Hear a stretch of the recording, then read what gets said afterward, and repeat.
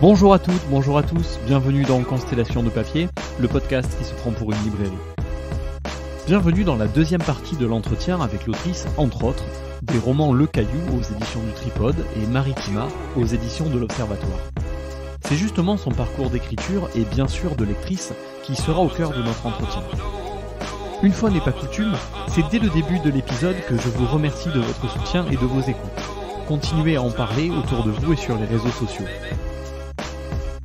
2 courageux auditeurs ont commencé à laisser des avis sur Apple Podcasts. C'est à vous maintenant, sur la plateforme de votre choix. Disons que ce sera comme un cadeau pour fêter le 10e épisode. Ici Jérémy, libraire sans librairie, et je reçois aujourd'hui Sigolène Vincent.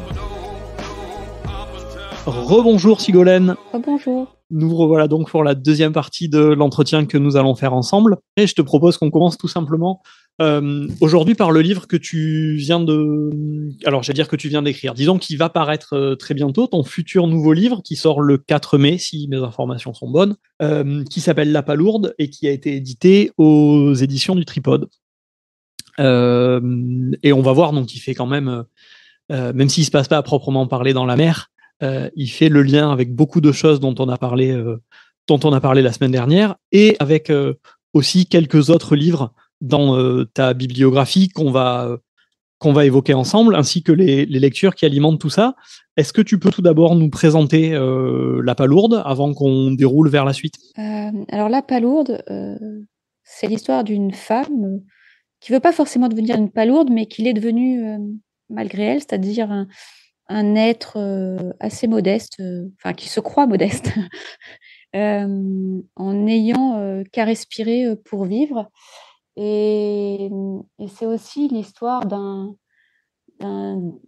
dérèglement, ou de tout petits dérèglements de la nature qui révèlent peut-être en fait un atroce, énorme dysfonctionnement amoureux.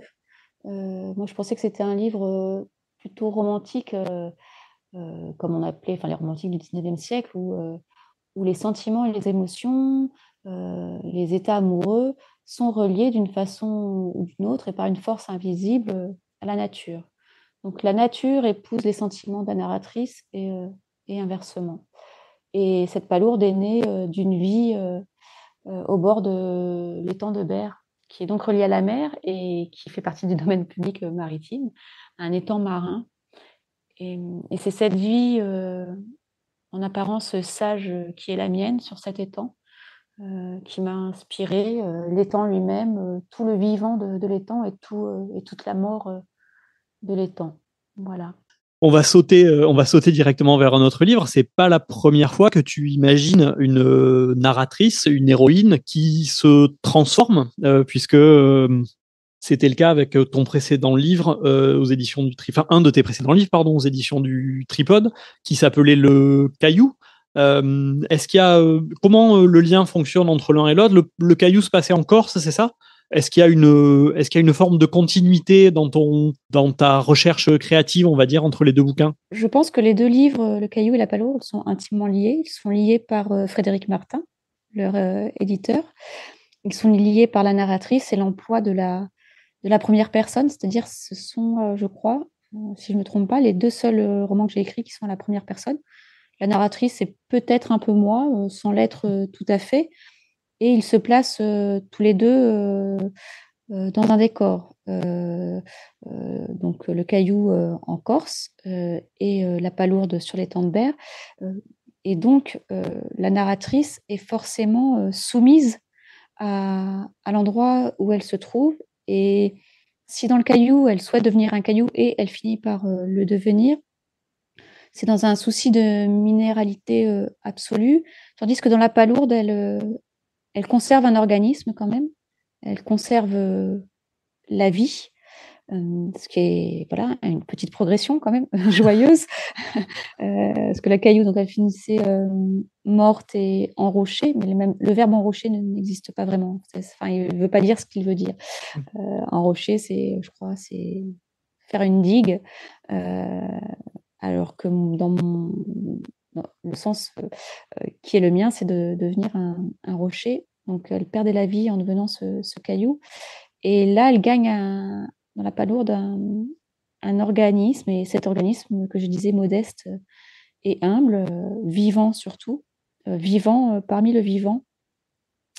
Et donc oui, il y a une continuité. J'ai l'impression que c'est la même narratrice avec quelques années de plus et qui a été transposée dans un autre environnement, un environnement qui est malade, qui est peu aimé, parce que l'étang de Berre est quand même peu aimé par la plupart des gens parce qu'ils ont une image un peu dégradée de ce qu'il est. Et voilà, la continuité est là, elle est également dans la forme d'écriture, il me semble. Euh, voilà, et dans l'idée de faire rire un peu et de faire parler ceux qui habituellement ne parlent pas, c'est-à-dire les oiseaux, les cinglades des lagunes et l'incursion du fantastique dans le réel. Il y a toujours une petite part de fantastique dans le réel. Ton éditeur, dans la présentation de La Palourde, indique que tu écris des livres inclassables et sensibles. On peut peut-être commencer à partir de là. Mais je veux bien que tu dises, deux, trois mots. Enfin, tu en as déjà un petit peu parlé, mais je veux bien que tu dises deux, trois mots sur l'étang de Berre, dont tu dis qu'il est mal aimé, alors que c'est vrai que c'est quand même une zone qui est magnifique. Tu as fait un autre roman qui se passait par là aussi, Maritima, aux éditions de l'Observatoire, qui était peut-être dans une veine comment dirais-je, un peu plus social. Est-ce que un peu plus social, peut-être un peu plus politique, en tout cas avec une moins grande dimension euh, onirique, si je peux le dire comme ça. Comment tu les relierais les deux, s'il y a un lien autre que géographique? Maritima, il y a quand même aussi pas mal d'onirisme et de rêve et toujours un peu d'incursion du fantastique. Le lien se fait évidemment par l'étang de Berre, puisque Maritima, c'est le nom de la ville gallo-romaine des Avatiques de Martigues, c'est l'ancien nom de Martigues. Et Martigues, c'est l'entrée de la mer de l'étang, en fait, avec le chenal de Caronte. Et évidemment, le thème est un peu plus social, un peu plus politique, parce que c'est le côté de l'étang de Berre qui est très industrialisé. C'est le premier pôle pétrochimique de France, c'est une zone Céveso. Et Martigues, c'est une ville communiste depuis 1956, sans alternance. Et donc, il y a cette dimension-là qui m'intéressait beaucoup. Et au moment où je l'ai écrit, je n'étais pas encore élue municipale à Martigues, mais depuis 2020, je suis conseillère municipale de ce groupe communiste partenaire. Et, euh, et le maire de la ville, Gaby Charroux, m'a confié en fait le parc marin de la Côte Bleue, qui est sur la mer, et l'étang de Berre, donc c'est-à-dire sa réhabilitation. Et je travaille beaucoup avec un organisme qui s'appelle le GIPREB, qui est un syndicat mixte qui regroupe les 10 communes du pourtour de l'étang de Berre. Et donc, on travaille à cette réhabilitation. Et donc, Maritima, il y avait ce côté politique parce que Martigues est une ville extrêmement politisée, avec des services publics forts. Et ces services publics forts, et cette richesse, et cette égalité, et ce vivre ensemble, est provenu un jour de la présence des usines quand il y avait la taxe professionnelle. Ce qui fait que Martigues est une ville très riche et assez atypique en France. C'est-à-dire que c'est une ville de 50 000 habitants, mais elle a les ressources, elle a les équipements, le nombre de fonctionnaires d'une ville de 100 000 habitants. Et, euh, et donc ça, c'est intéressant, c'est comment une ville communiste riche, qui gère à peu près bien son budget, enfin qui le gère même très bien, euh, euh, fait également avec cet étang et avec la présence des vieilles industries. Donc c'était ce côté-là de l'étang qui m'intéressait, cette contradiction folle de cet étang qui fait un peu plus de 75 km de rive. Et quand j'ai eu la charge politique de cet étang, j'en ai fait le tour. Et c'est assez frappant de voir de Berlétang, donc qui est aussi très industrialisé avec l'Ayen-del-Basel, ensuite Marignane avec son aéroport, Châteauneuf-les-Martigues avec Total, la Med, et Martigues. Et ensuite, de la fin de Martigues jusqu'à Berre, en fait, la rive nord-ouest de l'étang est magnifique. Elle est réservée à la nature, parce qu'il y a des réserves naturelles, il y a des endroits protégés. De Martigues, c'est le parc de Filgrolles, donc jusqu'à la poudrerie de Saint-Chamas. Et après, la petite Camargue de Saint-Chamas, qui est conservatoire du littoral. Et là, c'est un tout autre étang. C'est-à-dire que l'anse de Saint-Chamas, on n'aperçoit pas les usines. Et c'est un étang qui est livré aux vivants, tout un tas d'espèces, beaucoup, beaucoup d'oiseaux, les canards, mais aussi des tritons palmés. Enfin, il y a beaucoup, beaucoup d'espèces, des chauves-souris, etc. Et là, donc, la palourde, c'était m'intéresser tout à fait aux vivants et à la santé de cet étang, qui est un écosystème très, très fragile, très sensible. Il est sensible à l'activité humaine, à notre activité, mais également à l'activité même des éléments naturels. Donc, c'était ça que dans la palourde, je voulais explorer. Mais voilà, c'est un territoire tout à fait complexe et contradictoire. Et par ces 2 romans, je pense que j'en fais enfin le tour, quoi. Sans avoir les solutions à ces déséquilibres et tout ça. Mais je pense que la photographie, bien que teintée de surréalisme, est assez proche de la réalité.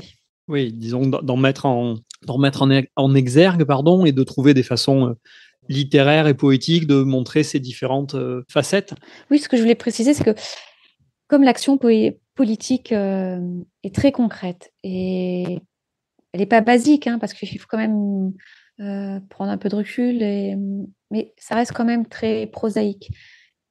Et moi, je ne suis pas tout à fait à mon aise dans la gestion ou l'administration du quotidien. C'est pas ce que je sais faire, c'est pas là où je suis bien. Et du coup, je me suis dit que, voilà, que j'allais doubler l'action politique, cette action politique qui est mon activité normalement principale. Mais je pense qu'on est venu aussi me chercher pour ça, c'est-à-dire qu'en réunion, tout d'un coup, je vais sortir des mots, des phrases où je vais voir que mes interlocuteurs, ils écarquillent les yeux en demandant qui je suis et ce que je fous là. Mais en même temps, je me dis que c'est important que la politique ne se fasse pas sur la durée d'un mandat et que les projets ne doivent pas être menés juste parce que 6 ans plus tard, il faut refaire campagne, etc. Et donc, comme la poésie a, je pense, une durée de vie plus longue qu'un mandat politique, je pense que c'est important. Voilà. Oui, oui, tu apportes un supplément on va reparler de sensibilité, mais et un supplément d'âme à tout ça. Et disons que tu le fais aussi des 2 façons. Ça avance sur les 2 jambes avec à la fois voilà l'action politique concrète et l'action poétique. Est-ce que tu avais est-ce que parce que je reviens à l'histoire donc de cette femme, de ces 2 femmes qui se transforment entre guillemets ou qui deviennent cailloux, palourdes. Et ça me ramène un petit peu aussi à Moby Dick, enfin à la légende de Cousteau dont tu nous parlais dans le premier épisode. Est-ce que tu avais des repères, entre guillemets, des repères mythologiques en tête quand tu t'attaques quand tu as ces 2 idées-là? Parce que c'est quand même des types qui reviennent assez souvent, ces métamorphoses. Ah bah, c'est ça, oui. Bah, moi, c'est les métamorphoses. Alors, pour le caillou, j'avais relu les métamorphoses d'Ovide,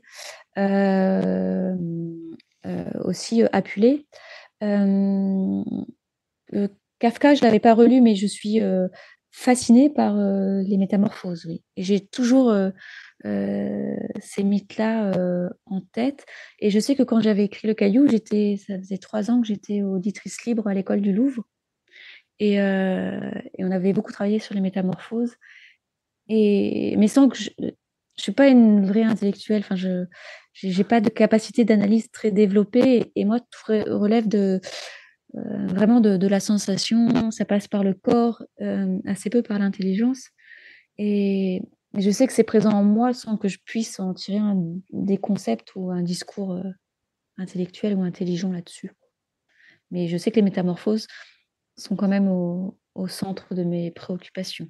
Ouais, et ça vit, tu dis que tu n'es pas une intellectuelle, mais ça vit en tout cas à travers les livres, et à travers l'écriture. Si je reviens sur le côté, inclassable que je citais tout à l'heure, moi, il y a une curiosité dans ton parcours d'autrice. On n'a pas du tout abordé, mais tu as donc écrit, plusieurs livres aux éditions du Tripode, donc dont La Palourde et Le Caillou dont on parle là, mais tu as également écrit aux éditions de l'Observatoire et il me semble, également, chez Plomb.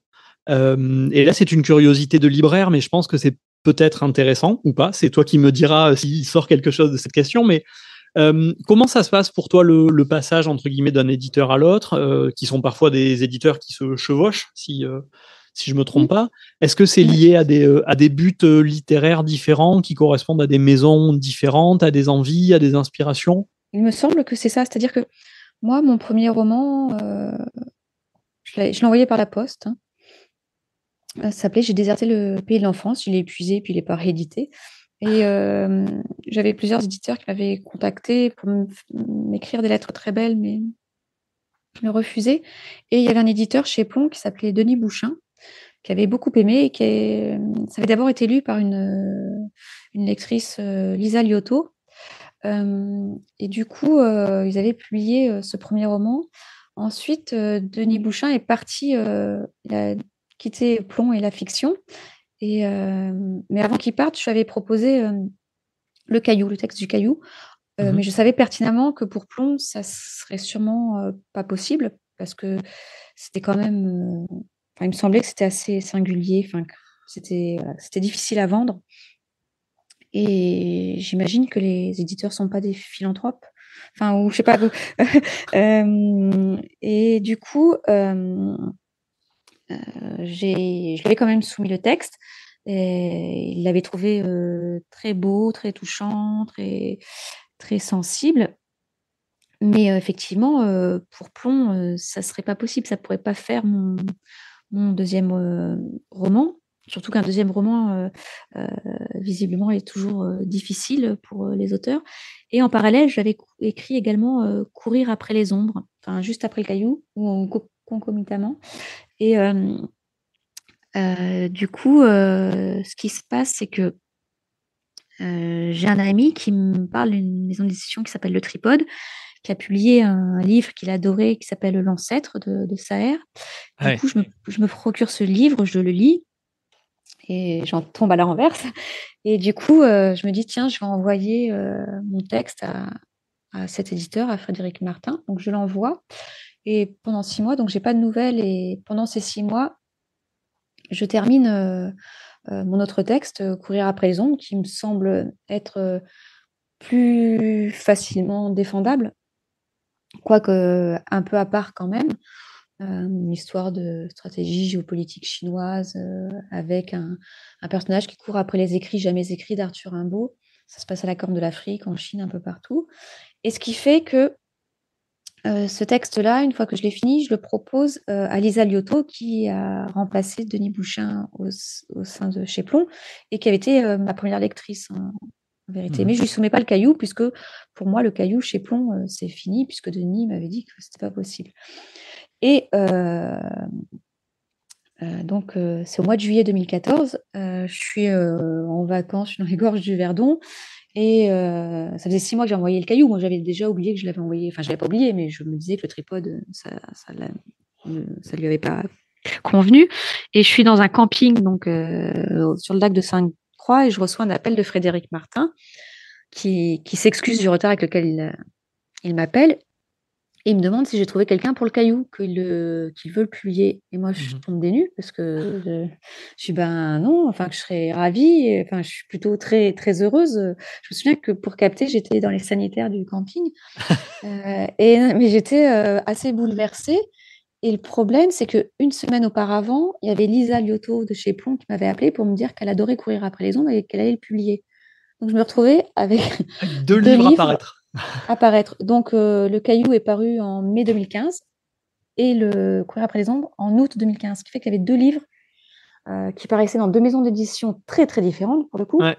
2 livres assez différents et que ça a été un peu l'enfer en fait, à défendre et surtout auprès des libraires qui comprenaient pas bien, surtout que, Frédéric, devait présenter ce livre, Le Caillou comme un premier roman. On ne savait pas trop si c'était un premier roman ou pas parce que j'avais déjà publié J'ai déserté le pays de l'enfance, qui était plutôt de l'autofiction, chez Plon en 2011 et et la difficulté aussi, enfin, je ne sais pas si je peux en parler, mais c'est que j'ai été victime d'un attentat en janvier 2015, et que donc ces 2 livres-là paraissaient après et comment en parler en sachant que Courir après les ombres, le manuscrit était dans la salle de rédaction le 7 janvier 2015 et que Bernard Maris venait de le lire Et en fait, c'était très compliqué. Donc, Le Caillou et Courir après les ombres qui sortent en même temps dans l'année 2015, je pense que pour les libraires, et puis, enfin, moi, c'était compliqué parce qu'on me ramène toujours à cette histoire-là,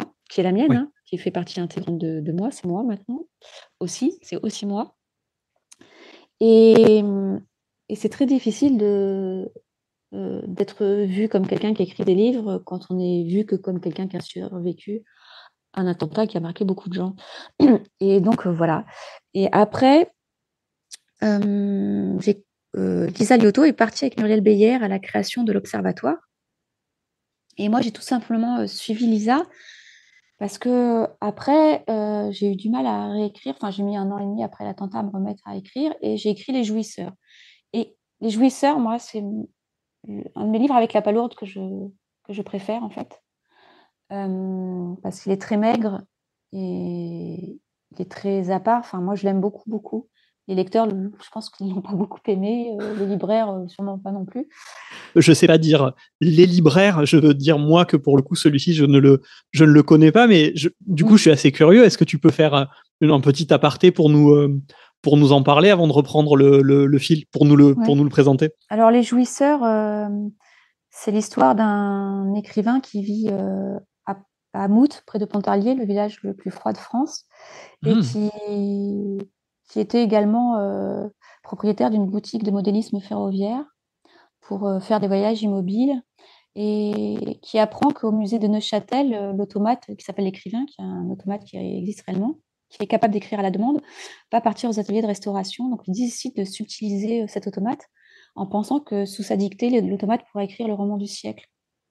Et il vit avec une visiteuse médicale qui place des psychotropes auprès des cliniques de santé de Suisse pour les gens fragiles psychologiquement. Mhm. Et donc, il dérobe cet automate, il le place dans sa cave, dans un sauna, au milieu des vieux trains électriques qui dégueulent d'alcaline. Et pendant la nuit, l'automate se met à écrire. Et c'est pas sous sa dictée à lui, donc on comprend vite que c'est sous la dictée de sa compagne, Éléonore. Et ce roman qui est en train d'écrire l'automate se déroule pendant la pénétration pacifique du Maroc par les troupes du maréchal Lyotet. Et on suit un couple, Olé et Léonie, qui suivent les troupes du maréchal Lyotet avec de l'alcool frelaté. Et donc, on a les deux récits en parallèle. Et en fait, c'est le même couple à une centaine d'années de différence. Et entrecalé tout ça de la notice technique de l'écrivain. C'est-à-dire que Olivier, qui est incapable d'écrire le roman, qui voit bien que sa femme écrit à sa place tout en se défendant de le faire, il se met en tête d'écrire la notice technique de l'écrivain, de ce que doit être un écrivain. Enfin, la notice technique de l'automate et la notice technique de ce que devrait être un écrivain. Et l'idée, c'était que le talent ne se trouve pas forcément là où il se trouve.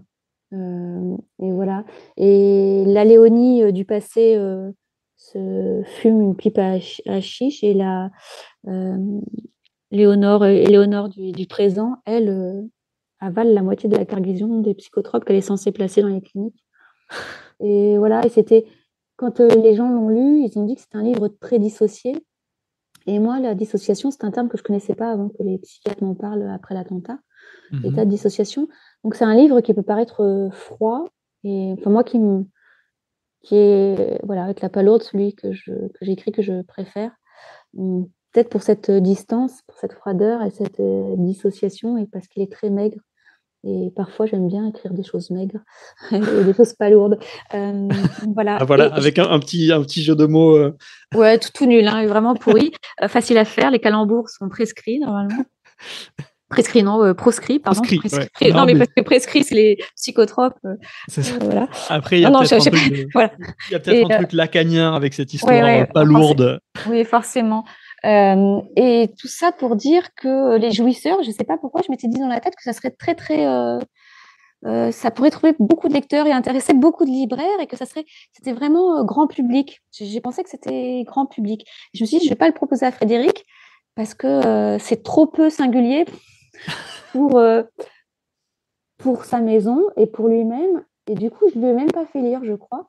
Et je le donne à lire à Lisa, qui le trouve très beau. Et finalement, évidemment, c'est un livre qui n'est pas simple, hein, c'est étonnant parce que parmi les lecteurs, il y a ceux qui n'ont pas du tout compris, qui le trouvent, enfin, qui l'aiment pas du tout. En revanche, ceux qui l'aiment follement et furieusement, ce livre. C'est assez curieux. Donc, c'est comme ça que ça se passe. Ensuite, j'écris Maritima. Est-ce que je le fais lire à Frédéric? Je ne pense pas que je le fais lire à Frédéric. Mais Maritima, tout naturellement, je continue à le faire avec Lisa Liotto, qui à ce moment-là, elle part chez Kalman Levy, remplacée par Dana Burlak. Et c'est là que j'écris La canine de Georges. Alors celui-là, il est encore particulier, ce livre-là. Ce texte-là, en revanche, je me dis, celui-là, il est tellement étrange que j'avais besoin de l'avis de Frédéric sur ce texte. Je n'étais pas sûre qu'il le prenne, qu'il soit convaincu par ce texte, mais j'ai dit, j'ai besoin que Frédéric me dise ce qu'il en pense. De son regard. De son regard. Donc, il l'a lu même avant Dana Burlak, avant l'Observatoire, et il l'a lu, il m'a fait un retour assez rapide. Effectivement, pour le coup, je ne m'étais pas trompée, c'était vraiment très, très singulier, parce que même lui, il m'a dit, c'est trop. C'est trop d'amour, enfin, voilà, que c'était très, très compliqué. Et Dana, qui venait d'arriver à l'Observatoire, a lu le texte et elle m'a écrit un mail comme j'ai rarement reçu sur un de mes textes. Enfin, je me disais que son mail était plus beau que mon livre. Donc, c'était assez particulier. Et je m'étais dit que si elle me faisait confiance là-dessus, je travaillerais avec elle tout le temps, Oui. quoi. Et sauf que j'écris La Palourde. Et là, La Palourde, pour moi, il me semble évident que c'est Frédéric qui saura en faire le livre qu'il pourrait être. Enfin, c'est à lui, c'est la suite du Caillou. Et que je le fais lire pourtant à Lisa Liotto, qui est partie là, du coup, chez Julliard, et à Dana, qui le trouve très beau toutes les deux. Mais je sens que c'est déjà Frédéric pour moi dans ma tête, en vérité. C'est Frédéric depuis le début, parce que je sais que c'est lui, et que je sais que La Palourde, c'est lui, et que c'est lui qui en fera le livre que j'attends que ce soit. Oui. Voilà, c'est lui qui a fait qui a redécoupé mes chapitres, qui a fait que ce livre est ce qu'il est. C'est lui qui a fait, avec Charlotte Bréa, voilà, La Palourde, je voulais que ça soit lui, c'était pour lui, et ça serait lui avec moi et La Palourde, quoi. Oui, parce que le livre, ce projet-là de livre, ce roman appartenait à cet univers-là, dans ton panorama, dans ton réseau littéraire, il appartenait à ce milieu-là. Tu dis redécouper les chapitres, c'est un livre avec des chapitres assez courts. Redécouper, c'est que tu avais fait d'autres découpages, ou tu l'avais écrit, ou il n'avait pas été découpé précédemment. C'est quoi quel travail a été fait? En fait, j'avais fait les chapitres, c'est le même corps de texte, mais sauf que moi, j'avais fait beaucoup moins de chapitres, c'est-à-dire le texte suivait, c'était très dense, quoi.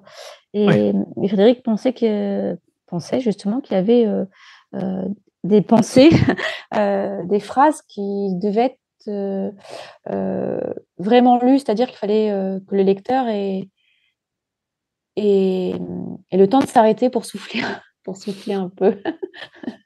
Et du coup, parfois, des chapitres font 3 phrases, et il me dit, il faut que ça reste comme ça, parce que sinon, le lecteur ou la lectrice ne retiendra pas ce que tu as voulu dire. Et moi, je pense que La Palourde, comme le Caillou, on peut le lire d'une traite en se collant à la musique, presque. Et puis, on peut avoir une autre grille de lecture, s'attarder sur les mots, ce qui est dit ou pas. Et enfin, je sais pas.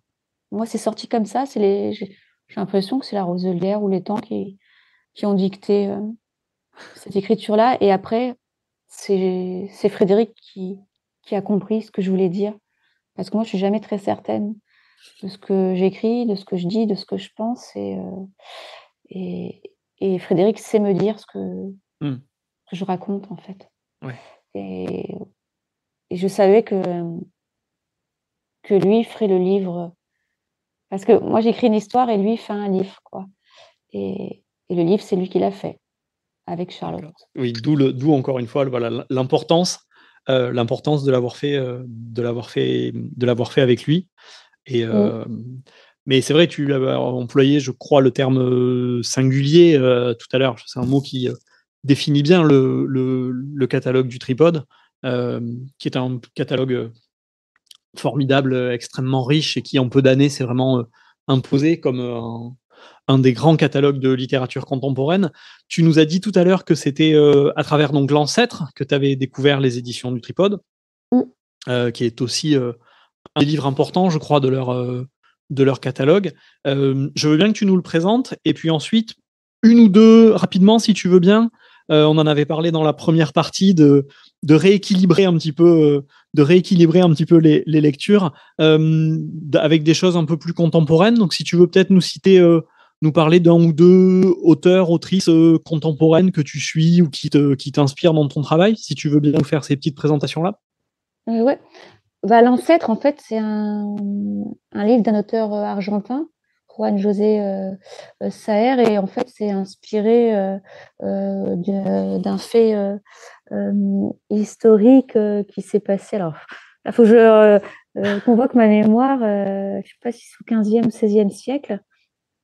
Et en fait, c'est le manuscrit d'un homme qui raconte un événement de sa vie, une expérience, alors qu'il était mousse sur un bateau et, un bateau qui s'échoue à l'embouchure d'un fleuve. Et l'équipage va être massacré par des Indiens anthropophages, et ensuite lui seul en réchappe, et voilà, il raconte cette histoire. Et je sais pas, je crois que c'est Frédéric qui voit presque un évangile dans ce roman.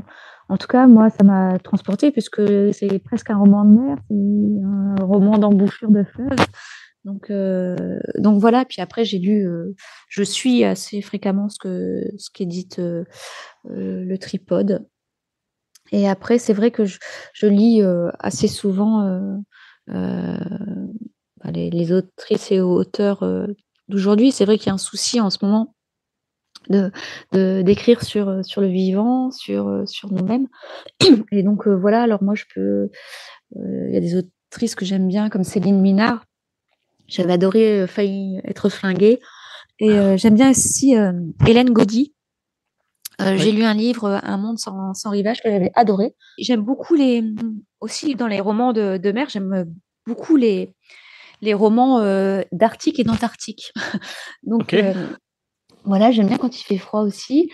Et j'avais beaucoup aimé, ça c'est un roman, c'est une traduction, roman étranger, les éditions d'Alva, un roman qui se lit d'une traite, L'Octopus et moi, d'Erin Hortol, je crois. Je ne sais pas si elle est australienne ou tasmanienne ou de Nouvelle-Zélande.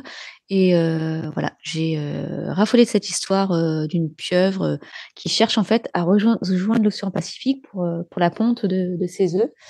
Et voilà, parce que je voue une passion, je voue beaucoup de passion dans la vie, mais aux poulpes, je suis assez dingue des poulpes.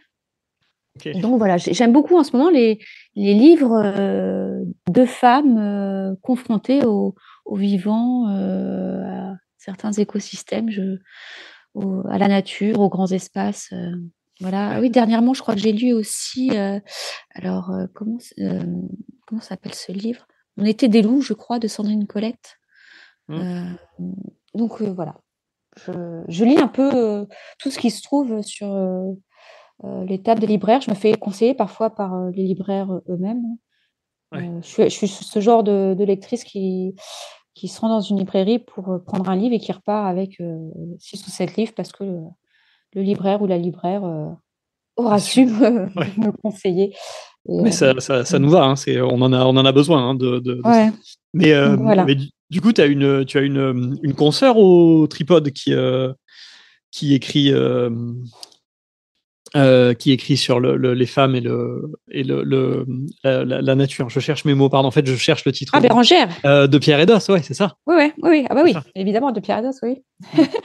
Que j'ai lu, hein, j'ai lu tous ses livres, tous les livres de Bérengère. J'aime beaucoup ce qu'elle fait. Ouais, là aussi, avec à la fois une grande dimension poétique et puis quelque chose de vraiment chamanique presque. Enfin, ouais, c'est ça. Et documenté, très très oui, incarné. elle se documente beaucoup, Bérangère, oui. Ouais. Je pense qu'elle est chercheuse à la base. Enfin, j'imagine, elle est universitaire. Ouais. Et pour finir justement avec ça, toi, ta documentation, entre autres, un livre comme La Palourde, tu as parlé un petit peu de ton implication politique dans la préservation de l'étang de Berre, qui fait que donc tu es plongé, en mauvais jeu de mots, dans ces savoirs-là et ces données, mais tu lis quelques bouquins sur ça, tu tires de la documentation de certains livres, des essais environnementaux ou autres, ou pas trop? Bah là, on m'avait conseillé de lire Un comté de sable, non, c'est ça? Je ne sais plus si c'est le titre exactement. Mais je lis un peu de la nouvelle collection aussi d'Actes Sud. Donc là, oui, Almanach d'un comté des sables, Oui. qui m'avait été de Aldo Léopold. C'est Catherine Meurice qui me l'avait conseillé, celui-là. Et après, je lis beaucoup j'ai oublié le nom de cette collection chez Actes Sud, Monde Sauvage, non, ça doit pas être ça. Oui, je crois que c'est Monde Sauvage, là où il y a un livre sur un poulpe. Oui, Autobiographie d'un poulpe. J'ai adoré, oui. Alors, ce livre-là, il est fascinant. Il est difficile d'accès, mais fascinant. Et sinon, pour ma documentation pour La Palourde, c'est parce que le JPREB est constitué de scientifiques et de scénographes. Je leur demande beaucoup de choses, d'explications. Et ils m'ont emmené 2 fois plonger avec eux, changer des balises en plongée sous-marine dans l'étang. J'ai été faire des prélèvements de benthos avec eux sur l'étang, et ils m'expliquent avec vraiment scientifiququement tout ce que j'ai besoin de savoir. J'ai assisté aux journées du conseil scientifique avec des chercheurs qui venaient du CNRS, de l'Ifremer, etc. Et toujours par sensation, je retire un enseignement de tout ce que j'entends, de tout ce qu'on m'apprend. Donc voilà, pour La Palourde, même si ça ne se voit pas du tout à la lecture du livre, j'ai dû apprendre tout ça. Et de la même façon, je suis montée plusieurs fois avec un pêcheur d'anguilles, en partant très tôt à la pêche avec lui pour qu'il m'explique l'anguille. Et les canards et les oiseaux, pareil, je me les fais expliquer par ceux qui les connaissent. Mmh. Oui, sur zone, quoi. Sur zone, ouais, plutôt que dans les livres. C'est sûr que pour La Palourde, c'est vraiment presque de la tradition orale, c'est de l'enseignement par la voix et peu par l'écrit. Ben écoute, merci beaucoup pour nous avoir ouvert ta bibliothèque personnelle, on va dire, et puis les livres qui t'inspirent. Merci de nous avoir parlé également de ceux que tu as fait. J'espère que moi, ça m'a donné envie de lire ceux que je ne connaissais pas encore. Merci à toi. Est-ce que, donc, avant de terminer, puisque quand même on reste là pour les livres, est-ce que tu peux donc nous donner ta phrase liée au livre pour l'invité suivant? Oui, alors elle est d'un grand poète, mais curieusement, cette citation n'est pas tellement poétique, mais en même temps, il n'était pas seulement poète, le gars, il s'appelait Victor Hugo. Ah oui. Ouais, voilà, faisons simple avec le roi de l'emphase. L'invention de l'imprimerie est le plus grand événement de l'histoire, c'est la Révolution mère. Voilà, c'était juste parce que j'aime bien l'expression la Révolution mère et que l'invention de l'imprimerie est cette Révolution mère. Mais c'est parfait, ça nous va. Et puis, bon, je vais finir avec la Révolution. C'est une belle perspective. Quand notre cher Victor Hugo était parlementaire, je me souviens parce que j'ai fait du droit, je suis avocate à la base, et à toute base, et j'adorais lire les débats parlementaires. J'allais à la bibliothèque Cujas quand j'étais étudiante, et j'étais fascinée par les débats sur la loi Fallou, etc. Et c'était beau ce qu'ils échangeaient entre Charles Montalembert et Victor Hugo. Ouais. Ça allait fort, quoi. Ouais. Donc voilà. Vive les parlementaires, vive les députés, surtout ceux qu'on a élus. Hein. Ça serait bien qu'un jour le régime soit parlementaire, vraiment parlementaire, et pas semi-présidentiel. Enfin, ça n'a rien à voir, hein, tu pourras couper ça peut-être. Enfin voilà, c'est tout ce que je veux. On verra. C'était donc le 10e épisode de Constellation de papier, un épisode artisanal, enregistré à distance le 28 mars et monté et mixé le 10 avril à Marseille. Il y a 28 ans paraissait Total Chaos, le premier volet de la trilogie Fabio Montale de Jean-Claude Izzo, un monument indépassable du roman noir. 20 ans avant, c'est en tant que journaliste à la Marseillaise et militant communiste qu'il documenta l'industrialisation de l'étang de Berre et les luttes sociales et environnementales qui l'accompagnaient. Nous voilà à mi-chemin de la première saison de Constellation. J'espère qu'elle vous plaît autant qu'à moi. À bientôt!